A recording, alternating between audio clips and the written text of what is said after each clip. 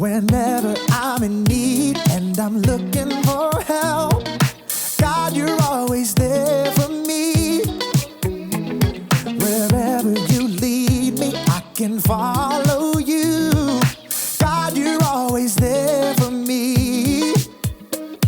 Oh, God, you're always there for me. Help me believe you know what's best for me. I feel it in my soul when you are in control. I got one life to live and I wanna live it your way. Oh yeah, I do what I should do when you help me choose. I got one life to live and I wanna live it your way. Oh yeah, I got one life to live and I wanna live it your way. Oh yeah, one life to live and I wanna live it your way. Whenever I'm lost and I don't know where to turn, God, you're always there for me. Wherever I go, you're always by my side. God, you're always there for me. Oh, God, you're always there for me. Yes, you are. So help me believe you know what's best for me. I feel it in my soul when you are in control. I got one life to live and I wanna live it your way. Oh yeah, I do what I should do when you help me choose. I got one life to live and I wanna live it your way. Oh yeah, I got one life to live and I wanna live it your way. Oh yeah. Yeah. God, help us to be more like you. 'Cause your way is the best way. I feel it in my soul when you are in control. I got one life to live and I wanna live it your way. Oh yeah, I do what I should do when you help me choose. I got one life to live and I wanna live it your way. Oh yeah, I feel it in my soul when you are in control. I got one life to live and I wanna live it your way. Oh yeah, I do what I should do when you help me choose. I got one life to live and I wanna live it your way. Oh yeah, I got one life to live and I wanna live it your way. Oh yeah. Welcome to Story Lab. This week we're taking a look at what can transpire when your words get away from you.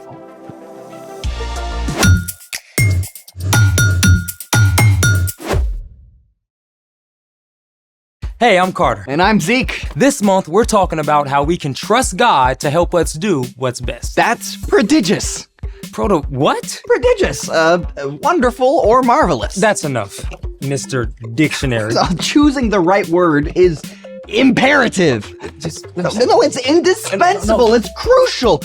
Necessitous, compulsory. Sometimes the best word is a simple one. Ugh, preposterous. But true. You lummox. Congratulations! Your Batreka Miyamaki has initiated a grandiose word game! I have so many questions. Yeah, like what is Batreka Miyamaki is a ridiculous or pointless quarrel. Oh. The rules of the grandiose word game are simple. Whoever correctly guesses the definition of the most big words triumphs or wins. Ready? I guess. I was born for this. You have 5 seconds to choose the correct word definition. Carter is first. Yes, I'm up. First word. Absquatulate. A. To leave giant prints like Bigfoot. B. To slice up a squash. Or C. To leave abruptly. Bigfoot isn't a thing, so squash. No, leaving. A squash. Incorrect. To absquatulate is C. To leave abruptly. You didn't know either. Yeah. Number 2. Zeke. Nudistortion. Is it A. The day before yesterday? B. A flower from the nightshade family? Or C. an implement for serving pasta. Flowers, days, A! Correct! Nudistortion is a term referring to the day before yesterday. Yes! Lucky guess. Number 3, Carter. Bumfuzzle. Is it A, to confuse or perplex? B, to remove a large amount of fur from a dog? Or C, to sit suddenly? You look confused. Nope, actually I know this one. To confuse or perplex. Correct! Bumfuzzle means to confuse or perplex. I'm bumfuzzled that you knew that. Number 4, Zeke. Widdershins. Is it A, a leg injury? B, counterclockwise? Or C, someone who is a poor loser? Poor loser. Oh, that's gonna be you. Speak for yourself. You Widdershins. Incorrect. Widdershins means counterclockwise. Aw, man. You are tied at 1 point each. Last question is an all play. Whoever answers first correctly wins. The word is pandiculation. Is it A, the reverberation of a brass bell? B, a wrestling match between two pandas? Or C, the act of stretching and yawning upon waking? Pandiculation? Who comes up with this stuff? I don't know. B. Incorrect. The answer is C. Pandiculation is the act of stretching and yawning upon waking. Rats, tied for the loss. Or the win. Ugh, we gotta choose our words better. Speaking of which, it's time for The story before the story. Today, we're in the book of Proverbs, which is a collection of wise sayings, many from King Solomon. Solomon became king at a very young age. He was worried about leading an entire nation with so little experience. One night, God spoke in a dream and told Solomon that he could have any gift he wanted. Now, Solomon could have asked for money or power, But instead, Solomon asked God for wisdom so he could be the best leader for his people. God listened and honored Solomon by making him the wisest man on earth.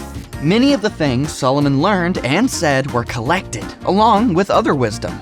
The sayings, called Proverbs, are short sentences or stories that help people make wise decisions in their everyday lives. Which is where our story starts. Take it away. Hey everyone, I'm Brian. That was 4 words right there in case you're counting. Oh, and another 10. Did you know the average person speaks between 6,000 and 16,000 words every single day? Blah, blah, blah, blah. Sounds exhausting, huh? But we speak all that word soup without even thinking about it. And to top it off, you probably have around 7,000 to 10,000 words in your vocabulary to choose from every time you open your mouth. All of this comes down to something really, really important. You ready for this? Words are like a superpower. I'm serious. We can read about it in one of the wise proverbs that Solomon collected. The words of thoughtless people cut like swords, but the tongue of wise people brings healing. Did you hear that? The words of thoughtless people cut like swords, but the tongue of wise people brings healing. Every single time you open your mouth, you have the power to do this. Or this. What you say is so powerful that it can cut somebody deeply or help them heal. Think about this. You've probably skinned your knee before. Ouch. But once your knee healed up, have you thought about it that much? Nah, probably not. It's all good. Now, has anybody ever made fun of you? Those words can cut really, really, really deep. You may not be able to see any wound, but it's there. And this kind of hurt doesn't heal easily. Even if it happened a long time ago, I bet you still think about it sometimes. Mean words can still hurt all this time later. The words of a thoughtless person cut like swords. We don't usually mean to hurt others with our words, but We just don't think first. Thoughtless words come in all kinds of shapes and sizes. You know thoughtless words when you hear them. Wow, I can't believe you can't tie your own shoelaces. No one wants to play with you. Oh, you're really bad at math. You've probably been hurt by some words like those, and you've probably said some of those things too. That's why before you say anything, it's wise to do this first. Stop. That's better. Before you speak, stop. Think first, even if it's for half a second. If what you're about to say is thoughtless or hurtful, keep your mouth zipped. Or even better, think about what you might say instead. Hey, cool shoes. Need help with the laces? You seem a little sad. Want to hang out with us? I know you can get this. Let me quiz you. Here's something else to practice. If you think something positive about someone, take a few seconds to actually say it. I love your smile. That story you wrote is super creative. Now I get it. Controlling what you say is not easy, especially if you try to do it on your own. That's why we all need help. When we follow Jesus, God sends the Holy Spirit to live inside of us and provide power and guidance. And over time, as we rely on God's Spirit, it'll become easier to live out what we find in Proverbs. The words of thoughtless people cut like swords, but the tongue of wise people brings healing. The end. 2 words. Yikes, that hits right in the vocal cords. It's so easy to say whatever pops into my head. Yeah, it's like my mouth is on autopilot. Yeah, you're not wrong. The more we think and speak a certain way, the more we actually wire our brain to keep responding that way automatically. So, What's our part in the story? Well, you can practice self-control. Self-control is choosing to do what's best even when you don't want to. When it comes to choosing your words wisely, that means pausing to think before you speak. There are a lot of times I need to remember that. Yeah, like when mom makes fish for dinner. Again. Or your little brother borrows your charging cord and doesn't put it back. Or that kid cuts ahead in the cafeteria line. Or your teacher announces a pop quiz.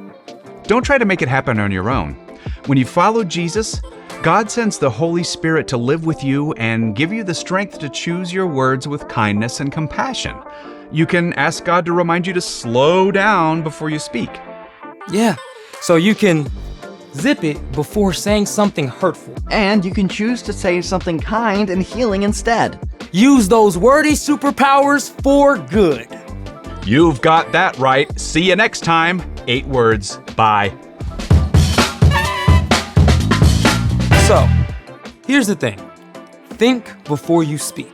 Choose your words wisely. Because words are like a superpower. They also make for some great games. For instance, what is bibliophobia?